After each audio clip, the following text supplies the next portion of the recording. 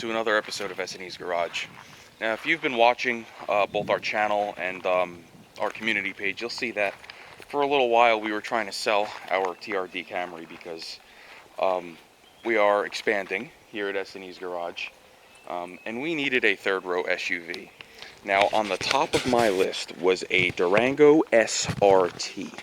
Now, to get that SRT, I would have had to trade in my TRD Camry. So me and the fiance, wife, whatever you want to call her, I've been with her for 8-9 years now. We're not married yet, but she's basically my wife. And we decided that we like the TRD, and we really don't want to get rid of it. So we compromised a little bit. We traded in her Jeep, her 2015 Grand Cherokee, and we picked up this 2021 Dodge Durango RT. Now, this vehicle only has 22,000 miles on it. It came with the windshield tinted, it came with the front windows tinted, and it's everything we need. This has the towing package. It'll tow 7,800 pounds, so we can tow our boat easily with this, along with our jet skis if need be. But the jet skis are for that guy over there. But anyhow, we just picked this up yesterday and we love it. Now, what I have here is the factory window sticker. So you'll see the optional equipment here. We have the leather trimmed bucket seats, which are heated and ventilated, which is the customer preferred package, I believe. It has the blacktop package with the gloss black wheels and the black mirrors. It has the trailer tow group package, which has the 2-speed on-demand transfer case, the receiver hitch, and a trailer brake controller. We have the second row fold and tumble captain's chairs. So if we open this up, I already put the car seats in here. You'll see we have 2 captain seats. So here's number 1. There's a nice area here where we can walk in and get to the third row. And then there's our second captain's chair. And then we have the 19-speaker Harman Kardon 825-watt sound system, and this thing kicks ass. Under the hood here, we have a 5.7-liter tried and true Hemi V8 with a whopping 360 horsepower. This is a big upgrade from our 290 horsepower, if that, V6 that we had in our Grand Cherokee. So this is going to be a very nice upgrade for the family. We're going to have a lot more power. And those of you that watch the channel know that it is not going to be stocked for long. We are planning on doing a cold air intake. We are planning on doing an oil catch can. And I'm not sure what we're going to do for the exhaust yet. Maybe a mid-muffler delete. I'm not really sure. Maybe we'll go all out and do a nice catback exhaust with an X-pipe. Give it a little bit more bark. But one thing that I do like is on a lot of these cars, all these hood vents are fake. They're not faking nothing on this guy here. You'll see this vent is functional. This center vent is functional. And this vent is functional. So this is not, I mean, it's not really a ram air because it's not connecting to the air intake at all. But it is providing some cooling air to the engine and the exhaust components. And it's just going to make it run cooler. Now, one thing that we are going to be very wary of here is the notorious Hemi tick. These lifters in these engines fail at semi-high mileage, usually over 100,000 miles. But we're going to try to prevent that. We're going to run a quality oil, probably going to step it up to a 5W30 synthetic. We're going to change it every 5,000 miles. I'm not going to listen to what the computer says because all that computer is worried about is cost of ownership. And if they can extend that oil change and keep the car running under warranty, they're okay with that. We're not. We're going to change it every 5,000 with a quality synthetic. I personally like Castrol Edge. That's what I run in my TRD. That's probably what I'm going to run in this. Now, mated to the back of this engine is the 8HP70 ZF transmission. The ZF transmission is used in a lot of high-end cars. BMW uses them. Maserati uses them. Believe it or not, Hyundai uses them in the Genesis, the rear-wheel drive Genesis. And it's a very good, robust, tried-and-true transmission. They've been using them for years. In fact, ZF is actually licensing Chrysler to build them, so Chrysler builds them for their vehicles. And if we keep it long enough, we will service it. I don't know. We usually don't keep cars very long, but I think this one's going to be a keeper because, you know, we're going to need the third row for at least 10 years. So if we can keep it running good for 10 years, keep it looking good, that's probably the way it's going to work out. So the sticker price on this thing when it was new was a whopping, I believe it was 57 267 when it was brand new. This is a 21, like I said, 22,000 miles. We paid $43,000 for this thing. So I think we got a pretty good deal. We got it for basically private party, high end of trade-in. I know a couple people at the dealership where this was. We actually bought this from a Chevy dealer, so it is not a certified vehicle, unfortunately, but it is still under the powertrain warranty. So let's go ahead, let's open the back, let's check it out. So back here you'll have your power lift gate. It will open up automatically as soon as you hit your button up there. Right now we have the third row up. This is the way we bought it. I haven't even messed with it yet. To put these down, I believe you pull this lever here and push. Do the same thing here, pull the lever and push. And you'll see with the third row down, there is plenty of storage room back here. This is basically a stretched Chrysler or Jeep Grand Cherokee. So she had the Grand Cherokee before this. This is going to be a nice, easy transition for her. Now, we just happen to like the way it looks with the third row up, so we are just going to pull them back up and lock them into place.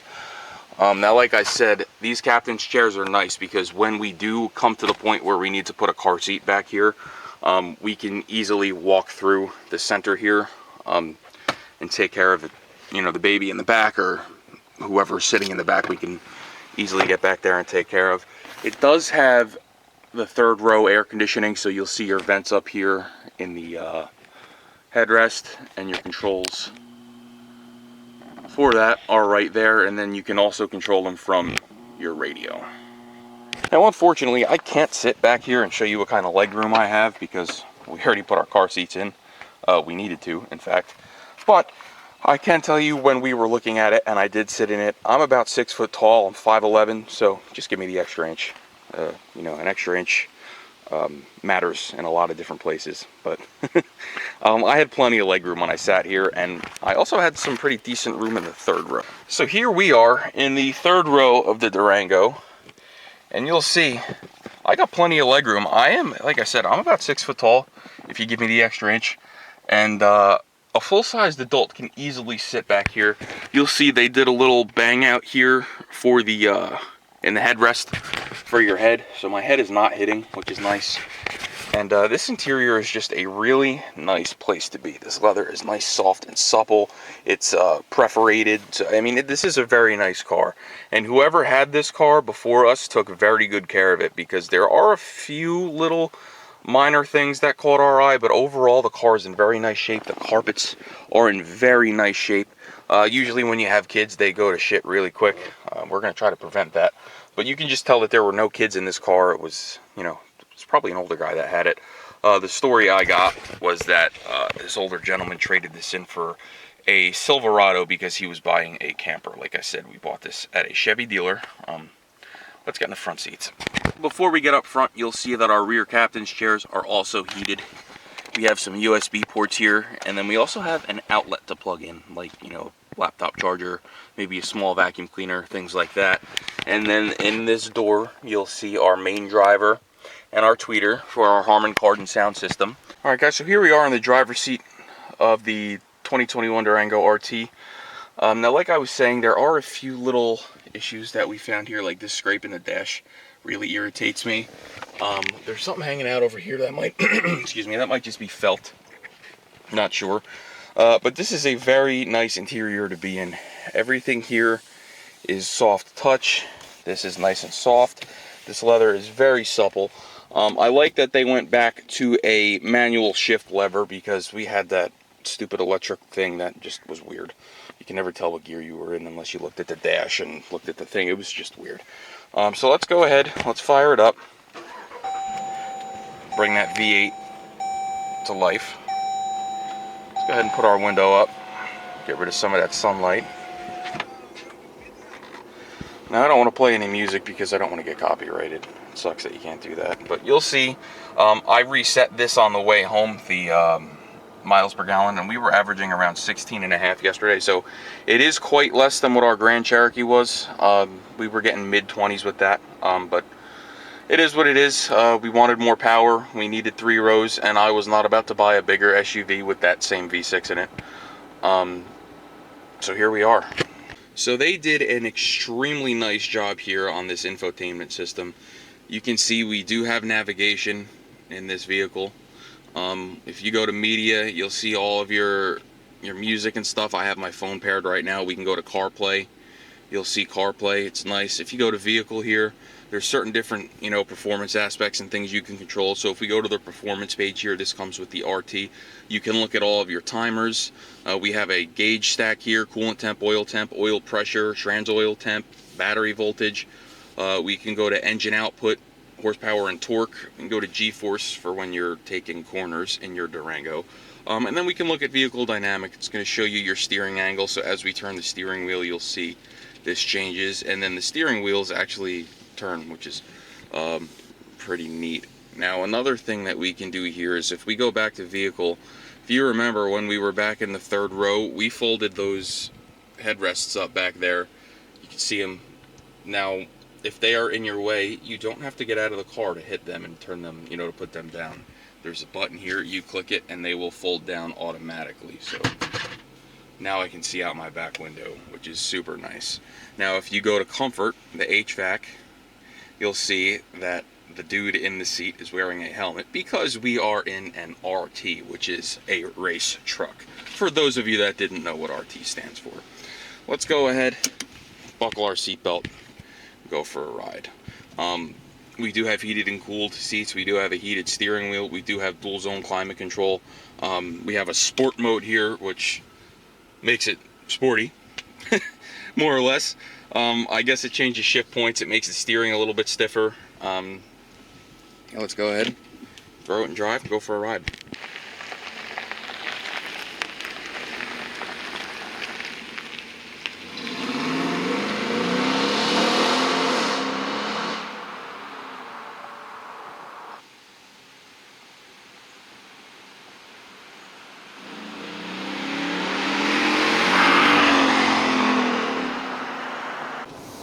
Now, it's kind of a shame how quiet they made this from the factory, because I kind of wish it had a little bit more bark. But that is something that I am going to change, and that is something that you can change if you'd like. So I guess it's a catch-22. Yeah, it would have been nice if it was a little bit louder from the factory, but now you have the ability to kind of fine-tune the sound to the way you want it.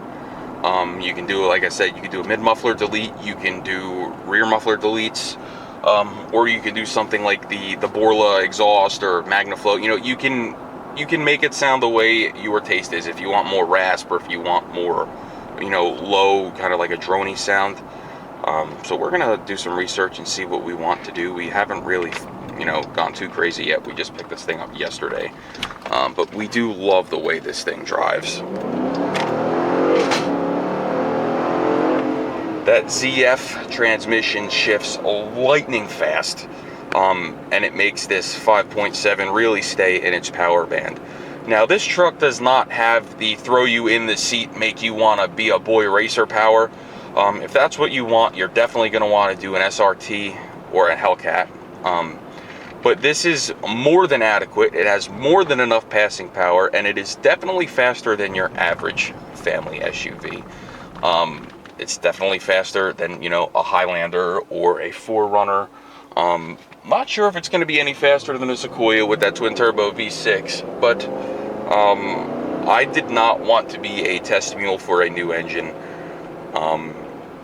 Sure, I would have liked to bring a Toyota home, but this is more of the fiance's car. She's going to be driving this when I'm at work and she needs to bring the kids places, but if we go somewhere as a family, I always drive anyway. So, I mean, it's both of our cars, but she really had the pick here.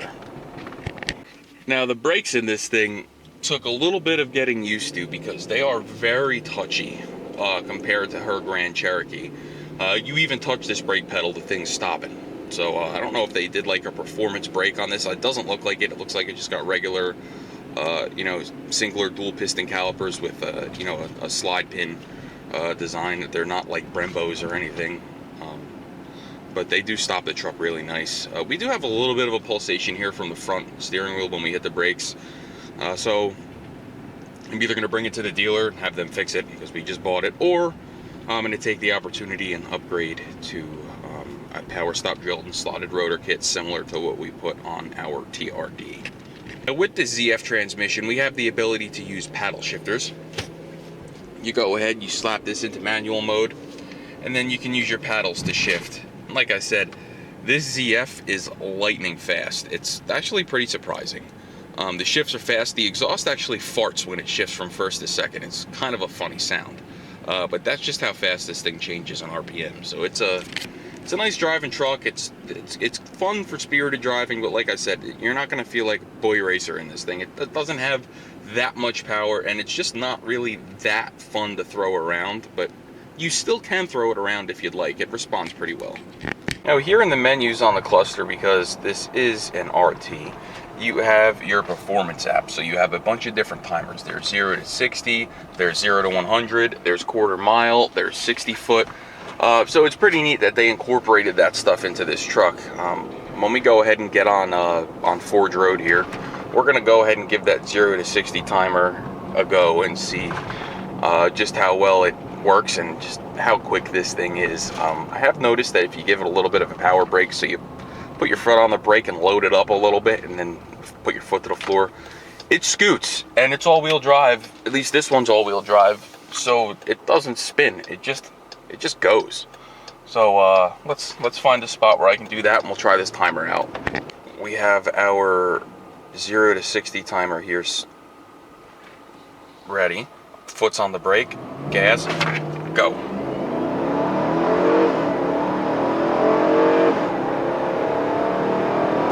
So we'll hit 60 in third gear.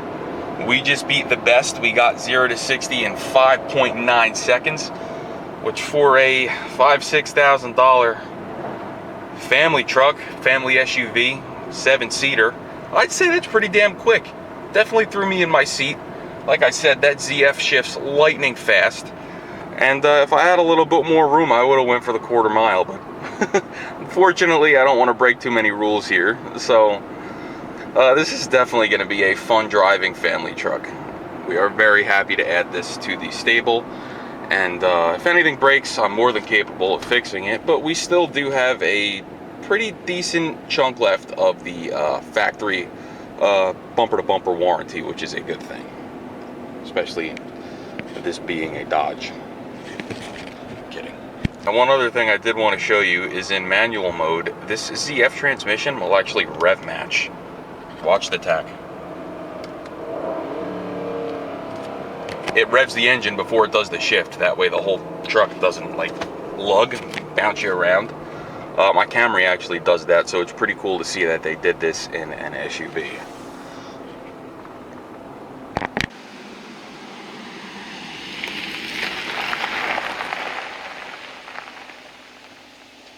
So what better way to end this video than in here with the TRD, the Durango, and the Mustang. This RT was really the best way to do this. If we wanted to do an SRT, we would have had to trade in another car. This thing isn't worth trading in because it's not worth what we paid for it, honestly, but she wanted it. The Camry is worth every bit of $34,000 on a trade, but I enjoy it. I just put wheels on it. This is my car, and her Jeep was really, it was useless because without that third row, it wasn't going to work for us. So I'm glad the Jeep is gone. We did go ahead and pull the factory air intake off of it. So if anybody needs a cold air intake for a Jeep Grand Cherokee, I believe it'll fit a 2011 to 2015 V6. Let me know. I'm looking to sell it. But like I said, this is our new ride. This is going to be on the channel for a while. And we do have some plans for it. So if you like these and you want to see one of these modified slightly, definitely check us out. Beautiful car, beautiful driving car, plenty of power, and even though I'm a Toyota guy, I would definitely recommend one of these. It's a fun truck. So like, share, and subscribe, and we'll see you next time.